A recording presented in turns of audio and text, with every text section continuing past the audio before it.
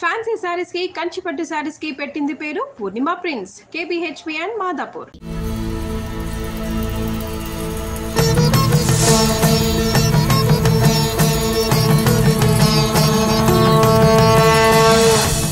నమస్కారం. కార్తీక పురాణం 21వ అధ్యాయంలోకి వచ్చాం. 21వ రోజు కథ కూడా చాలా ఆసక్తికరంగా ఉంటుంది. పురంజయుడు యుద్ధంలో నుంచి పారిపోయి కోటలోకి చేరుకున్నాడు. ఆ స్నానం చేసి ఇంక ఏం చేయాలో దిక్కు తోచని స్థితిలో, అంటే తను రాజ్యాన్ని కోల్పోతున్నాడని అర్థమైనాక ఆయన పునరాలోచన చేస్తున్నాడు, దేనివల్ల నేను ఓడిపోయాను అని. ఆ సమయంలో ఆయన పురోహితుడైనటువంటి సుశీలుడు ఆయన దగ్గరకు వచ్చాడు. రాజా, నువ్వు దైవబలం లేదు, నీకు శత్రువుల్ని గెలవడానికి నీ సామర్థ్యం ఒకటే చాలదు, దైవబలం కావాలి. మీకు కులగురువైనటువంటి వశిష్ఠ మహర్షి నీకు చెప్పడానికి చాలాసార్లు ప్రయత్నం చేశాడు.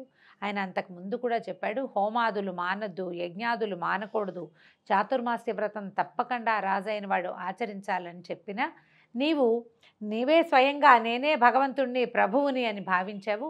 ఇన్ని యుద్ధాలలో నువ్వు జయించగలిగావు, ప్రతి చోట నీకు విజయం లభించింది అంటే అది నీ ఒకడి ప్రతిభేనని నువ్వు అనుకోవటమే చాలా పొరపాటు. ఎప్పుడూ కూడా ఒకడి గెలుపు వెనకాల వాడొకడే ఉండడు, అఖండమైనటువంటి దైవబలం ఉంటుంది. భగవంతుడు అతని యందు ఉండటం వల్ల ఆ దివ్య జ్యోతి వలనే ఇతడికి గెలుపు లభిస్తుంది.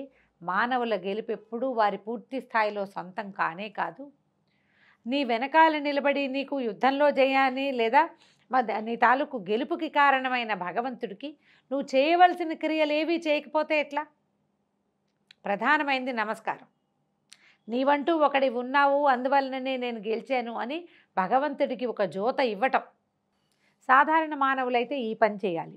రాజైన వాడు ఏం చేయాలి? నిత్యము భగవంతునికి అర్చన చేయాలి. భగవత్ స్వరూపులుగా భావించబడేటువంటి గోబ్రాహ్మణుల యందు శ్రద్ధ వహించాలి. భూమిని బంగారంగా భావించాలి.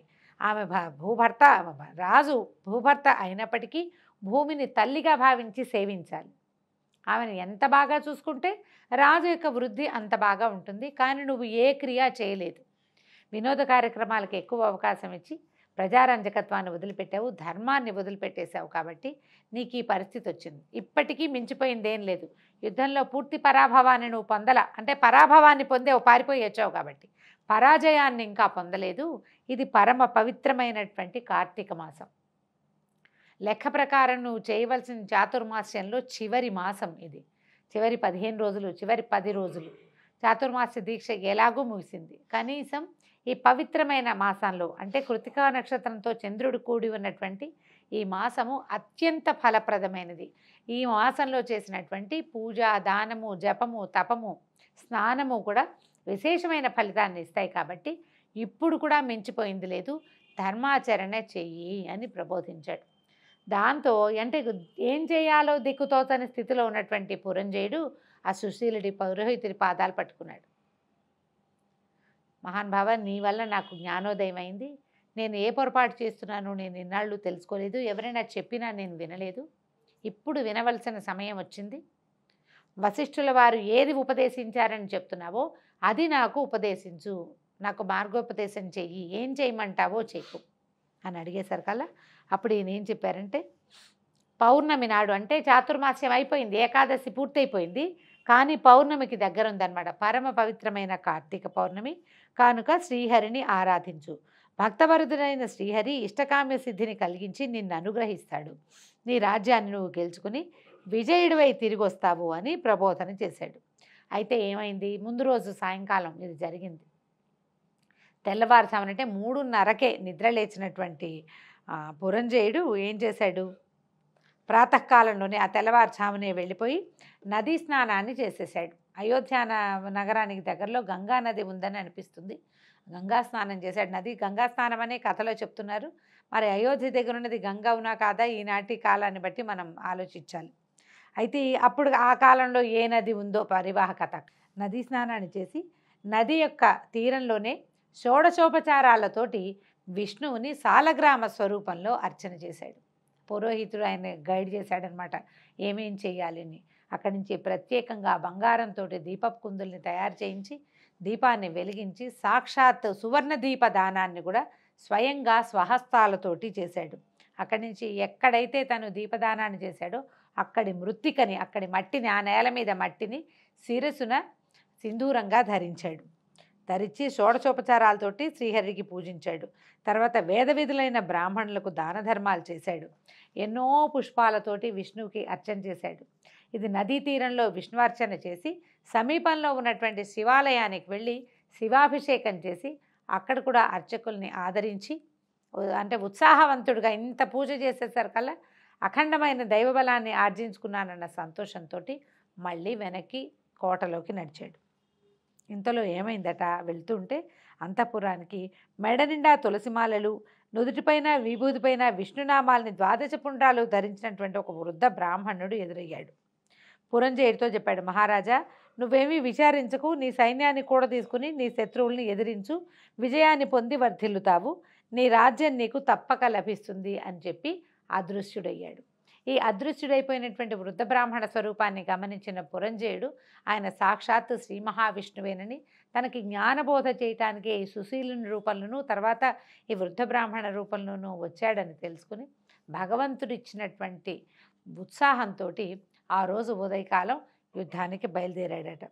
బయలుదేరేసరికల్లా సరే ధైర్యోత్సాహాలతోటి యుద్ధం చేసి శత్రురాజుల్ని చిత్తుగా ఓడించాడు. ముందు రోజు నీరసంగా వేసిన బాణాన్ని వేసినట్టు పక్కకి పడేసి లేదా శరీరం మీద గుచ్చుకుని చతికిల పడిపోయిన రాజు తెల్లవారేసరికి ఇలాంటి ఒక ఉత్సాహాన్ని ఎట్లా పుంజుకున్నాడో తెలియలేదు. దుర్నిరీక్షుడిగా కనిపించాడు. అతను చూడలేకపోతున్నారనమాట. అఖండమైనటువంటి దైవ బలం వల్ల పురంజయుడి వైపు శత్రురాజులు కూడా చూడలేకపోయారు. ధర్మ బలం లేకపోతే పేలవమైన దృక్కులతోటి ఉంటారు వ్యక్తులు. ఎప్పుడైతే ధర్మం మనకి తోడై ఉంటుందో మనని ప్రపంచం చూడలేదంటే సూటిగా చూడలేరు. కళ్ళెత్తి చూసి కళ్ళల్లో కళ్ళు కలిపి మనం యువతలవాడు యుద్ధం చేస్తుంటే ఓడించగలిగి ఆ శక్తి మిగిలిన ప్రపంచానికి ఉండదు. ఎవడైతే ధర్మంతో ఉంటాడో వాడు దుర్నిరీక్షుడుగానే ఉంటాడని కార్తీక పురాణంలో స్పష్టంగా చెప్పారు. తర్వాత విజయలక్ష్మిని వరించాడు. మొత్తానికి యుద్ధంలో గెలిచాడు పురంజయుడు. జనక మహారాజా, శ్రీహరి యొక్క కరుణా కటాక్ష మహాత్మ్యం వల్లనే తండ్రి ఇచ్చిన విషాన్నైనా తాగి అది అమృతంగా మారటంతో ప్రహ్లాదుడు బతికి బయటపడ్డాడు. శ్రీహరి అనుగ్రహంతోనే బాల ధ్రువుడు చిరంజీవిత్వాన్ని పొంది అత్యున్నత స్థానానికి, నక్షత్ర మండలానికి, తారామండలంలో ఒకటిగా ధ్రువుడు చేరుకోగలిగాడు. ఈ కార్తీక స్నానము, దీపారాధన, పరమాత్మ యొక్క అర్చన ఏ జాతి వారికైనా, ఏ వయసు వారికైనా, ఎవరికైనా కూడా పుణ్యాన్ని కలిగించి ఈప్సిత సిద్ధిని ప్రసాదిస్తుంది. భక్తవత్సలుడైన శ్రీహరి కృపాకటాక్షాలకు పాత్రులై వాసిష్ఠ, వ్యాస, అంబరీష, సౌనకాది మహర్షులెందరో తరించారు. నిరాకారుడు, నిరంజనుడు, నిర్వికల్పుడు, సహస్రభానుతేజుడు, సర్వాంతర్యామి, నిత్యానందుడు అయినటువంటి పరమాత్మ శ్రీమన్నారాయణుడుగా సాకారుడై 14 లోకాలను తన గర్భంలో ఉంచుకొని కాపాడుతున్నాడు. అటువంటి శ్రీమన్నారాయణుని కృపాకటాక్షాది వీక్షణాలు కలగటము, అతని అనుగ్రహానికి పాత్రలం కావటం కంటే గొప్పది మరొకటి లేదని రాజర్షికి బ్రహ్మర్షి వశిష్ఠుడు శ్రీహరి యొక్క కార్తీక మాస మహాత్మ్యాలను పరిపరి విధాలుగా వివరించి అనుగ్రహించాడు. ఈ మాసంలో బిల్వాలతోటి శివుడి అర్చన, తులసితోటి విష్ణువార్చన చాలా విశేషమైనవిగా చెప్తారు. విష్ణువార్చనే చాలా ప్రధానమైనది. ఎందుకంటే ఈయన కార్తీక దామోదరుడు, ఈ మాసానికి అధిదేవత కాబట్టి దామోదర ప్రీత్యర్థం చేసేటువంటి దీపదానము శివుడి కోసం అంటారు. దామోదర ప్రీత్యర్థం చేసేటువంటి సాలగ్రామ దానము, తర్వాత దీపదానము, తులసితోటి శ్రీహరిని అర్చించటము విశేషమైన ఫలితాన్ని లభిస్తుంది. తులసి మొక్కని ఎవరికైనా దానంగా ఇవ్వటం, తాంబూలంగా ఇవ్వటం కూడా పనిచేస్తుందండి. అయితే మన ఇంట్లో తులసి మొక్కలు పీకి ఇవ్వకూడదని చెప్తారు. తులసి యొక్క విత్తనాలు ముందుగా మన దగ్గర ఉంచుకున్నవి విత్తనాన్ని కూడా ఇవ్వచ్చు. తులసి విత్తనాలు కలిపెట్టినటువంటి మట్టిని కూడా మనం దానంగా ఇవ్వచ్చు. అది చాలా విశేషమైన ఫలితాన్ని ఇస్తుందని చెప్తారు. దీంతో 21వ అధ్యాయం పూర్తయింది. రేపు ఉదయం మళ్ళీ 22వ అధ్యాయంతో కలుసుకుందాం. నమస్కారం.